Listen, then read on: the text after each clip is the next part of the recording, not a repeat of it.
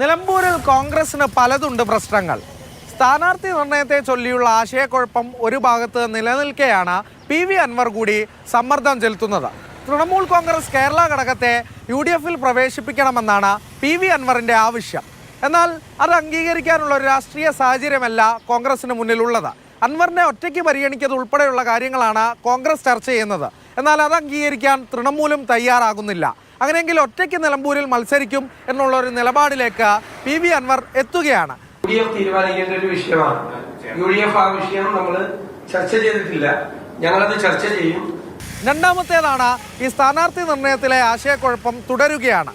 VS ജോയിയെ ഒരുപക്ഷെ സമവായത്തിലേക്ക് എത്തിക്കാൻ കോൺഗ്രസിന് സാധിച്ചേക്കും. കോൺഗ്രസ് പാർട്ടി നേതൃത്വമാണ് സ്ഥാനാർത്ഥിത്വത്തെ സംബന്ധിച്ചൊക്കെ ഒരു തീരുമാനം എടുക്കേണ്ടത്. പക്ഷേ മറ്റേത് സ്ഥാനാർത്ഥി മത്സരിക്കുകയാണെങ്കിലും ആര്യാടൻ ഷൗക്കത്ത് വഴങ്ങുമോ എന്നുള്ളൊരു ചോദ്യം അവിടെ അവശേഷിക്കുകയാണ്. ഒരുപക്ഷെ ആര്യാടൻ ഷൗക്കത്ത് മറുകണ്ഠം ചാടിയില്ലെങ്കിൽ പോലും വോട്ടുകൾ ശിഥിലമാകുന്ന രീതിയിൽ ഒരു ഭിന്നത നിലനിൽക്കുമോ എന്നുള്ളതാണ് കോൺഗ്രസിലെ ആശങ്ക.